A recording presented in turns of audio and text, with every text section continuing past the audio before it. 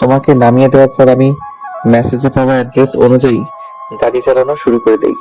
পথে আস্তে আস্তে অবিকে ফোন করে বলে দেই তোমাকে নিয়ে যাওয়ার জন্যে। তারপর জেরিনের দেওয়া অ্যাড্রেসটা হিয়ানকে পাঠিয়ে দেই এবং বলি ও যেন ওই জায়গায় এসে কিছু গার্ডদের নিয়ে আড়ালে লুকিয়ে থাকে। এরপর আমি গাড়ি নিয়ে সোজা জেরিনের বলা জায়গায় চলে যাই। সেখানে গিয়ে দেখি আবিরের মা, জেরিন এবং ওদের সাথে কিছু পাতি মাস্তান টাইপ লোক দাঁড়িয়ে আছে। সাথে লিয়ানা নামের মেয়েটাও দাঁড়িয়েছিল। তখন অবশ্য আমি ওর নামটা জানতাম না। আমি ভেবেছিলাম আবিরেরা এই ভিডিওটা আমাকে দেওয়ার বিনিময়ে আমার কাছ থেকে টাকা অথবা প্রপার্টি চাইবে, কিন্তু আমার ধারণাকে সম্পূর্ণ ভুল প্রমাণ করে দিয়ে আমি যাওয়ার সাথে সাথেই আবির আমার দিকে রিভলভার পয়েন্ট করলো। আমিও নিজের সেফটির জন্য আমার কোমরে গোজা রিভলভারটা বের করে ওর দিকে পয়েন্ট করলাম। ঠিক সেই মুহূর্তে আবির ওর মায়ের হাত ধরে টেনে নিয়ে এসে আমার সামনে দাঁড় করিয়ে দিল, আর আমার পিছন থেকে পরপর কয়েকটা বুলেট এসে আবিরের মায়ের বুকটা ঝাঁঝরা করে দিল। ঠিক সেই সময় দৃশ্যটা ক্যামেরায় ক্যাপচার করে নিল লিয়ানা নামের মেয়েটি। ব্যাপারটা এতটাই সূক্ষ্মভাবে সাজানো হলো যাতে সবার মনে হয় আবিরের মাকে আমি শুট করেছি। আমি ভীষণ অবাক হয়ে পিছনে তাকালাম। দেখলাম আমার পিছনে রিভলভার হাতে নিয়ে জেরিন দাঁড়িয়ে আছে। আমি ওকে কিছু বলতে যাব, তার আগে জেরিন আমাকে পরপর দুটো শুট করে দিল। সেকেন্ডের মধ্যে আমি মুখ তুবড়ে মাটিতে পড়ে গেলাম। আমার পাশেই আবিরের মা ছটফট করছিল, আর আবির নামের ওই জানোয়ারটা হো হো করে হেসে যাচ্ছিল। সেদিন আমার নিজের জন্য যতটা না কষ্ট হচ্ছিল, তার থেকে বেশি কষ্ট হচ্ছিল আবিরের মায়ের জন্য। মহিলা ছটফট করতে করতে বারবার ইশারা করে আবিরকে কাছে ডাকছিল, কিন্তু জানোয়ারটা শুধু হেসেই যাচ্ছিল। আমার চোখে মুখে কষ্ট বা অনুতপ্তের কোনো ছাপই ছিল না। কোনো সন্তান যে নিজের মাকে ছটফট করে মরতে দেখেও হাসতে পারে, সেটা ওই দিনের আগে আমি সত্যিও ভাবতে পারিনি। কথাটা বলে আহান ওর হাতে থেকে বৃদ্ধ আঙ্গুল দিয়ে চোখের কোণে জমে থাকা পানিটুকু মুছল। হ্যাঁ, হয়তো আবিরের মা নিজে একজন খারাপ মানুষ ছিলেন, কিন্তু নিজের সন্তানের হাতে মৃত্যু থেকে যন্ত্রণার শাস্তি পৃথিবীতে বোধ আর কিছুই নেই। দুনিয়াতে সবচেয়ে জঘন্যতম অপরাধী কেউ যেন নিজের সন্তানের হাতে মরতে না হয়। আহানের এসব ভাবনার মধ্যে মেঘ সস্তিত্ব কণ্ঠে বলে উঠল, চাচি মনি আর নেই? আহান স্বামীর দিকে তাকিয়ে টানে টানে মাথা নাড়িয়ে না সূচক জবাব দিল। মেঘ আহানের দিকে শুধু স্তব্ধ হয়ে তাকিয়ে রইল। আমাকে শুট করার পরেও আমার নিঃশ্বাস চলছিল। আবির আমাকে আরো বেশি কষ্ট দিয়ে মারার জন্য ওদের সেই লোকদেরকে বলে আমার যতক্ষণ নিঃশ্বাস চলবে ততক্ষণ যাতে ওরা আমাকে আঘাত করে। আবিরের কথা শুনে লোকেরা আমাকে হকি স্টিক দিয়ে মারা শুরু করে। মারতে মারতে এক পর্যায়ে আমার চারপাশটা একদম অন্ধকার হয়ে যায়। আমার মস্তিষ্ক কাজ করা বন্ধ করে দেয়। কিছু সময়ের মধ্যে আমি একদম পুরো নিস্তেজ হয়ে যাই। তারপর আমার সাথে কি হয়েছিল সেটা আমার জানা নেই। পুরো 6 মাস পরে আমার জ্ঞান ফিরেছিল। জ্ঞান ফিরে জানতে পেরেছিলাম আমি ইতালির একটা হসপিটালে আছি। ওখানে আমাকে হিয়ান নিয়ে এসেছিল। হিয়ান বলেছিল সেদিন নাকি আবিরেরা আমাকে মৃত ভেবে আমার বডিটাকে ওখানে ফেলে রেখে চলে গিয়েছিল। হিয়ানরা কিছুক্ষণ পরে সে নাকি আমার আর আবিরের মায়ের বডিটাকে দেখতে পেয়েছিল। হিয়ান প্রথমে ভেবেছিল আমি আর বেঁচে নেই, পরে আমার কাছে এসে বুঝেছিল আমার নিঃশ্বাস তখনও চলছে। তাই ও দ্রুত আমাকে ওর পরিচিত একটা হসপিটালে নিয়ে যায়। আমার অবস্থা এতটাই খারাপ ছিল যে সেখানে ডাক্তাররা হাল ছেড়ে দেয়। হিয়ান আর কোনো উপায় না পেয়ে তৎক্ষণাৎ এয়ার অ্যাম্বুলেন্সে করে আমাকে ইতালি নিয়ে আসে, আর ওখানেই একটানা 6 মাস আমার ট্রিটমেন্ট চলেছিল। আমার অবস্থা না কি না বাঁচার মতোই ছিল, কিন্তু আল্লাহর অশেষ রহমতে আর ডাক্তারদের চেষ্টায় আমার প্রাণটা বেঁচে গিয়েছিল। আহানের এসব কথা শুনতে শুনতে মেঘের কাল করিয়ে পানি পড়তে পড়তে কখন যে ও আমার সামনের অংশটা বেজে গেছে ও সেটা নিজেও টের পায়নি। মেঘ আহানের হাত শক্ত করে চেপে ধরে কান্নারত কণ্ঠে বলল, হিয়ান ভাইয়া যদি এসব জানতোই তাহলে আমাদেরকে সবটা বললো না কেন? আহান দীর্ঘ একটি শ্বাস ফেলে বলল, কারণ এদিকের অবস্থা আরো বেশি খারাপ ছিল। এর মধ্যে যদি আমার খবরটা পেত তাহলে সবাই আরো ভেঙে পড়তো। তাছাড়া আমার বেঁচে থাকার খবরটা আবিরদের কাছে গেলে ওরা আরো বড় কোনো প্ল্যান করে তাদের সবার ক্ষতি করার চেষ্টা করতে পারত। তাই সবার সেফটির জন্য হিয়ান কাউকে কিছুই বলেনি। মেঘ উৎক্ষেপ হয়ে বলল, তাহলে আপনি এতদিন আমাদের সাথে যোগাযোগ করার চেষ্টা করেননি কেন? পুরো 1.5 বছর লেগে গেল আপনার আমাদের কাছে আসতে আসতে। আর যখন আসলেনই তখন ছদ্মবেশ নিয়ে কেন আসলেন? সরাসরি এসেও তো আপনি আমাদের সাথে দেখা করতে পারতেন, কিন্তু তা না করে আপনি কত নাটক করলেন। মেঘকে এতটা উৎক্ষেপ দেখে আহান নরম কণ্ঠে বলল, এতটা উতলা হয়ে যেও না মেঘ, শান্ত হও। আমি আস্তে আস্তে তোমার সব প্রশ্নের অ্যান্সার দিব। আহানের কথায় মেঘ কিছুটা শান্ত হলো, কিন্তু ওর মনের মধ্যে জ্বরটাকে ও কিছু শান্ত করতে পারলো না। আহান ধাতস্থ না হয়ে আবার বলা শুরু করলো, আমার পুরোপুরি সুস্থ হতে প্রায় 8 মাস সময় লেগেছিল। পুরোপুরি সুস্থ হয়ে যাওয়ার পর হিয়ান আমাকে এদিকে সব ঘটনা খুলে বলেছিল। সবটা শুনে আমি একদম স্তব্ধ হয়ে গিয়েছিলাম।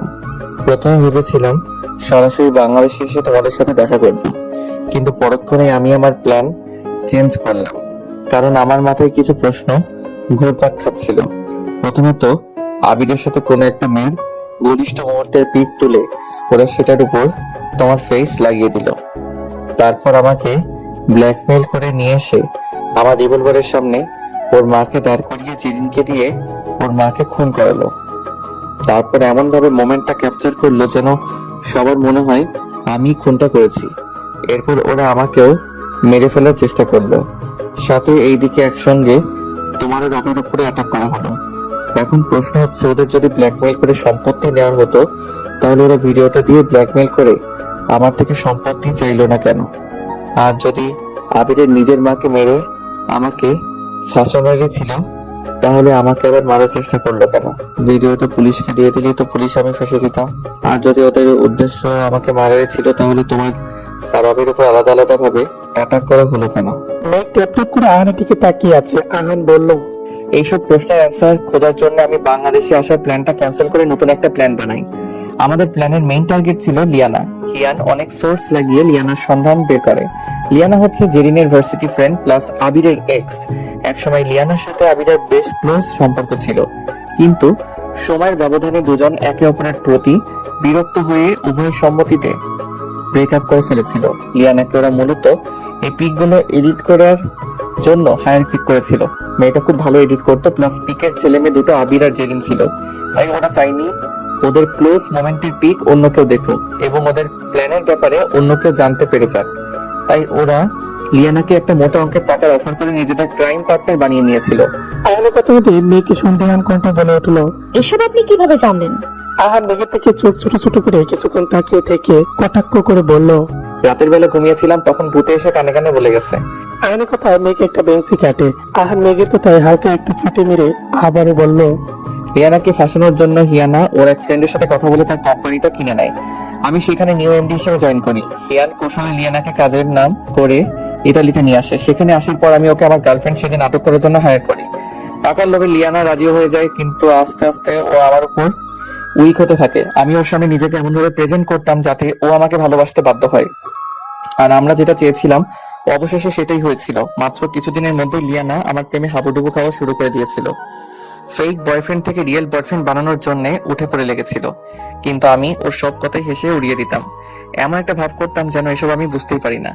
একটা সময় লিয়ানা আমাকে ইমপ্রেস করার জন্য ওর সাথে রিলেটেড সমস্ত খুঁটিনাটি আমাকে বলা শুরু করলো। একদিন আবির আর জেরিনের সাথেও আমাকে দেখা করাতে নিয়ে গেল, কিন্তু দুর্ভাগ্যক্রমে ওরা কেউই আমাকে চিনতে পারলো না। কিন্তু আমি সেদিনই ওদের সব প্ল্যান জেনে গিয়েছিলাম। ওদের মতো এত ড্রামা করার পিছনের কারণটা আমার কাছে একদম স্পষ্ট হয়ে গিয়েছিল। আবিরের প্ল্যান ছিল আমাকে মেরে গায়েব করে দিয়ে সবার সামনে এসে ওর মাকে খুন করার ভিডিওটা দেখিয়ে সবার কাছে আমাকে খুনি বানিয়ে দেওয়া। তারপর সবার সামনে বেচারা সেজে তোমাকে বিয়ে করে তোমাদের সমস্ত প্রপার্টি হাতিয়ে নেওয়া। আর তোমার সাথে আবিরের বিয়ে দিতে যদি কেউ রাজি না থাকতো তাহলে ওই বাজে পিকগুলো দেখিয়ে তোমাকে ব্ল্যাকমেইল করে ও তোমাকে বিয়ে করে নিত। আহানের কথা শেষ হতে মেঘ অবাক কণ্ঠে বলল, হোয়াট? তাহলে অভি ভাইয়াকে কেন মারার চেষ্টা করলো? আর আমাকে যদি বিয়ে করারই প্ল্যান করতো তাহলে আমাকে রেপ করানোর চেষ্টা করলো কেন? অভি বেঁচে থাকলে আমি তোমাকে বিয়ে করে তো দূরে থাক, তোমার চারিপাশে যেতে পারতো না। তাই সুযোগ পেয়ে ওরা অবিকেও মারার ট্রাই করেছিল, কিন্তু সৌভাগ্যক্রমে সেই সময় ওই রাস্তায় পুলিশেরা টহল দিচ্ছিল। তারাই অবিকে বাঁচিয়ে নেয়। আর তোমাকে রেপ করানোর প্ল্যান আবির করেনি, ওটা জেরিন করেছিল। আবির সাথে থাকতে থাকতে জেরিন ওর উপর সাংঘাতিক উইক হয়ে পড়ে। ওকে পাওয়ার জন্য একদম ডেসপারেট হয়ে পড়েছিল, কিন্তু আবির জেরিনকে এটা সেটা বুঝিয়ে তোমাকে বিয়ে করতে চাইছিল। যেটা জেরিন একদমই মেনে নিতে পারছিল না। তাই ও আবিরকে না বলে লিয়ানার সাথে মিলে আরেকটা প্ল্যান বানায়। আবির যখন আমাকে আর অবিকে মারা নিয়ে ব্যস্ত ছিল, তখন জেরিনের লোকেরা তোমার উপর অ্যাটাক করে। আর জেরিনের কথা মতো ওর লোকেরা সেদিন তোমাকে রেপ করে মেরে ফেলতো, কিন্তু আহির আর মিহির সঠিক সময় এসে পড়ায় তুমি সেদিন বেঁচে গেছো। আহনের কথাগুলো শুনে মেঘ স্তব্ধ হয়ে গেল। ওই যে কথায় আছে না, রাখে আল্লাহ মারেকে, সেদিনের ব্যাপারটা হয়তো তেমনই হয়েছিল। আবিরেরা এত বড় বড় প্ল্যান করেও ওদের কোনো বড় কোনো ক্ষতি করতে পারেনি। আল্লাহর রহমতে কোনো না কোনো ভাবেই ওরা সবাই বেঁচে গিয়েছিল। না হলে হয়তো এতদিন ওদের পরিবারটা নিঃশেষ হয়ে যেত। কথাগুলো ভাবতে ভাবতে মেঘের গায়ে কাটা দিয়ে উঠলো। ও নিজেকে সামলে নিয়ে আহানকে উদ্দেশ্য করে বলল, আচ্ছা, ওই দিন রাতে আমার ফোনে যে মেসেজটা এসেছিল সেটাও কি ওরাই দিয়েছিল? আহান স্বাভাবিকভাবেই বলল, হ্যাঁ, আবি অ্যাকচুয়ালি এটা বোঝাতে চেয়েছিল আমি তোমাকে ঠকিয়ে ওর মাকে মেরে দেশ ছেড়ে চলে গেছি। মেঘ কপালে বাজ ফেলে বলল, ওদের প্ল্যান তো সবটা সাজানোই ছিল। তাহলে ওরা সেই মোতাবেক কাজগুলো করলো না কেন? সব প্রুফ থাকা সত্ত্বেও ওরা হাত গুটিয়ে বসেছিল কেন? আহান হালকা হেসে বলল, কারণ ওরা তখন ভাবতেও পারিনি তোমাদের ভাঙা ফ্যামিলিটা আবার এক হয়ে যাবে, তোমরা সবাই আবার একসাথে থাকা শুরু করবে। ওরা শুধুমাত্র মোক্ষম একটা সুযোগের অপেক্ষায় ছিল। কিন্তু আহির, মিহির, অভি, তোমরা সবাই মিলে যেভাবে বিজনেস, বাসা সবটা ট্যাকেল দিচ্ছিলে, তাতে ওরা তোমাদের কাছে আসার সুযোগই পাইনি। আর তাছাড়া তোমাদের এত কড়া সিকিউরিটির মধ্যে ওরা তোমাদের উপর অ্যাটাক করারও সাহস পায়নি। মেঘ লম্বা একটা নিঃশ্বাস নিয়ে বলল, সবই তো বুঝলাম খান সাহেব, কিন্তু বাংলাদেশে আসার পরেও তোমার একে সাজার কারণটা তো বুঝতে পারলাম না। আর আমার উপর যেদিন অ্যাটাক হয়েছিল সেদিন তুমি এখানে কিভাবে পৌঁছে গিয়েছিলে? মেঘের মুখে তুমি ডাক শুনে আহান ঠোঁট প্রসারিত করে হালকা হাসলো। তারপর বলল, আমি সবটা জানতে পেরেছিলাম ঠিকই, কিন্তু ভিডিও আর পিকগুলো হাতে না পাওয়া পর্যন্ত আমি কারোর সামনে আসতে চাইছিলাম না, আর তোমাদের থেকে দূরেও থাকতে পারছিলাম না। তাই বহু ড্রামা করে তোমাদের সাথে প্রজেক্টের ব্যাপারটা নিয়ে কন্ট্যাক্ট করেছিলাম। আমি জানতাম আমির এরা তোমাদের উপরে সব সময় আড়াল থেকে নজর রাখে, কিন্তু ওরা এটা জানতো না আমার লোকের একসাথে ওদের উপর এবং তোমাদের সবার উপর নজর রাখে। ওই দিন আমার একজন লোকের মাধ্যমে তোমার উপরে অ্যাটাক হওয়ার বিষয়টা জানতে পেরেছিলাম। খবরটা জানার সাথে সাথে আমি তোমার কাছে আসার জন্য বেরিয়ে পড়েছিলাম, কিন্তু আমি তোমার কাছে পৌঁছানোর আগে ওরা তোমার উপর অ্যাটাক করে দিয়েছিল। ওটাও কি জেরিনদেরই কাজ ছিল? মেঘের প্রশ্নের প্রতি উত্তরে আহান বলল, হ্যাঁ, আবিরের মাথা থেকে তোমার ভূত ছাড়াতে পারছিল না, তাই তোমাকে মেরে ফেলার আরেকটা ব্যর্থ চেষ্টা করেছিল। কিন্তু আমি সেদিন ওই ছেলেগুলোর মধ্য থেকে একটা ছেলেকে ধরে ফেলেছিলাম। তারপর ওর থেকে এই ব্যাপারটা জানতে পারি। আহানের কথা শেষ হতে মেঘ বলল, লিয়ানাকে মারার কারণটা না হয় বুঝলাম, বাট ফার্ম হাউসের পেছনে যে দুজনকে মেরেছিল ওরা কারা? আর তোমার বেঁচে থাকার খবরটা বাবাই কবে জানলো এবং কিভাবে জানলো? আহান মেঘের দিকে তাকিয়ে অসহায় ফেস করে বলল, সব কথা আজকে জানতে হবে? মেঘ তার করে হেসে উপর নিচ করে হেসূচক মাথা নাড়ালো। মেঘের এমন কাণ্ডে আহানও হেসে দিল। তারপর বলল, ওই লোক দুজন পাপার গার্ড ছিল, যারা টাকার বিনিময়ে আবিরকে বিয়ে বাড়ির সব খবরাখবর বলতো, তাই ওদের মেরে দিয়েছিলাম। আর তোমার উপর যেদিন অ্যাটাক হয়েছিল ওই দিন রাতেই আমি পাপার সাথে দেখা করে ওনাকে সবটা জানিয়েছিলাম, সাথে আমাদের প্ল্যানের ব্যাপারে ওনাকে সবটা বলেছিলাম। তাই উনিও এতদিন কাউকে কিছু না বলে আমাদের সাথে সামনে নাটক করে গেছে। মেঘ একসাথে জোরে জোরে কতগুলো নিঃশ্বাস নিয়ে বলল, বাপরে বাপ, আমার অগোচরে কত কিছু হয়ে গেছে আর আমি কিনা এতদিন কিছুই জানতে পারিনি। সেম অন ইউ মেঘ, এতগুলো চক্রান্তকারীদের চক্রান্ত তুই এতদিন ধরতেই পারিস নিচ্ছি। মেঘের কথা শুনে আহান শব্দ করে হেসে দিল। আহানকে হাসতে দেখে মেঘও হেসে দিল, কিন্তু পরক্ষণেই মেঘকে নিজের হাসে থামিয়ে ভয়ার্থ কণ্ঠে বলে উঠল, আচ্ছা, ওই ভিডিও আর পিকগুলো কি এখনো আবিরের কাছে আছে? আহান স্বাভাবিক কণ্ঠেই বলল, জি না ম্যাম, ওইগুলো নেওয়ার জন্যই আমি 1.5 মাসের জন্য গায়েব হয়ে গিয়েছিলাম। আমি দেশ ছেড়ে কোথাও যাইনি, 1.5 মাস গা ঢাকাতে বাংলাদেশে ছিলাম। আর ভিডিও এবং পিকগুলো যে পেন ড্রাইভে ছিল সেই পেন ড্রাইভটা আবিরদের থেকে চুরি করে নিয়ে নষ্ট করে দিয়েছি।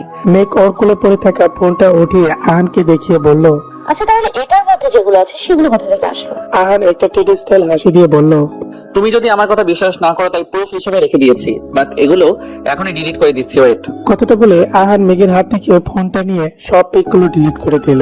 মেঘ ঠোঁট ফুলে আহানের দিকে কিছুক্ষণ তাকিয়ে থেকে বলল, কিন্তু এইবার আমাকে আবির কিডন্যাপ করে নিয়ে গেছিল কেন? আমাকে ব্ল্যাকমেল করার মতো ওর কাছে তো আর এখন কিছুই নেই। আহান গম্ভীর কণ্ঠে বলল, কিছু নেই, সেই জন্যই তো তোমাকে উঠিয়ে নিয়ে গিয়ে জোর করে বিয়ে করতে চাইছিল, কারণ ও জানতো আমি যখন ফিরে এসেছি তখন ওকে তোমার চারপাশেও আসতে দিব না। তাই ডেসপারেট হয়ে গিয়ে প্রথমে তোমাকে কিডন্যাপ করলো, তারপর জেরিনকে মেরে ফেললো। মাঝখান থেকে বেচারা সাজিদটা সাফার করছে। মেঘ চমকে উঠে বলল, সাজিদ সাফার করছে মানে? কি হয়েছে সাজিদের? আহান মেঘকে কিছু বলতে যাবে তার আগেই ওর হাতে থাকা ফোনটা বেজে উঠলো। ও ফোনটা রিসিভ করে কানে দিতেই জোরে চিল্লিয়ে বলে উঠলো, হোয়াট? আহানের চিল্লানিতে মেঘ হালকা কেঁপে উঠলো। মেঘ চকিত দৃষ্টিতে আহানের দিকে তাকাতে আহান ফোনটা কেটে মেঘকে উদ্দেশ্য করে শুকনো কণ্ঠে বলে উঠলো, মেঘ চলো, আমাদের এক্ষুনি হসপিটালে যেতে হবে। মেঘ কোটি কোটি পায়ে করিডোর দিয়ে হেঁটে আইসিইউর দরজার সামনে দাঁড়ালো। চারপাশ থেকে শোভার কান্নার শব্দ মেঘের কানে এসে বাড়ি খেয়ে ওর হৃদয় কম্পিত করে তুলছে। মেঘের হাত পা অসম্ভব কাঁপছে। ও আইসিইউর দরজা ঠেলে ভেতরে ঢোকার জন্য শক্তিটুকু পাচ্ছে না। আহান এগিয়ে এসে মেঘের পাশে দাঁড়িয়ে আইসিইউর দরজা খুলে মেঘকে ভেতরে যেতে বলল। মেঘ এক পলক আহানের দিকে তাকিয়ে ধীর পায়ে দরজা দিয়ে ভেতরে ঢুকলো। ভেতরে ঢুকতেই মেঘের চোখ খেল রুমের মাঝ বরাবর রাখা শুভ্র রঙের চাদর বেছানো ছোট্ট সে বেডটার উপর, যেটার উপর সাজিদকে শুয়ে রাখা হয়েছে। বেডের পাশে বিষম মুখে দাঁড়িয়ে আছে একজন নার্স। সাজিদের মুখটা রক্তশূন্য হয়ে একদম নীলচে রং ধারণ করেছে। ওর দুই নাকে মধ্যে দুটো অক্সিজেন পাইপ ঢোকানো, মাথার পুরো অংশটা ব্যান্ডেজ করা, নাকে মুখে লেগে আছে রক্তের দাগ। ওর কোমর থেকে পা পর্যন্ত একটা সাদা কাপড় দিয়ে ঢাকা রাখা। বুকের উপরে কতগুলো চিকন চিকন তার লাগানো, যেগুলো সবকে পালস রেটের মনিটরের সাথে যুক্ত হয়েছে। মনিটরের স্ক্রিনে সাজিতে হৃদস্পন্দনের গতি দেখাচ্ছে। মেয়ে কাপা কাপা পায়ে এগিয়ে গিয়ে সাজিতে পাশে দাঁড়ালো। তারপর নিজের কম্পিত হাতটা সাজিতের হাতের উপর রাখলো। হাতে কারো স্পর্শ অনুভব করতেই সাজির চোখ খুলে সামনে তাকালো। পাশে তাকাতে মেয়েকে দাঁড়িয়ে থাকতে দেখে ওই স্মিথ হাসলো। তারপর কম্পিত সুরে আস্তে করে বলে উঠলো, যাক, তুই ঠিক আছিস তাহলে। এখন আমি মরেও শান্তি পাবো।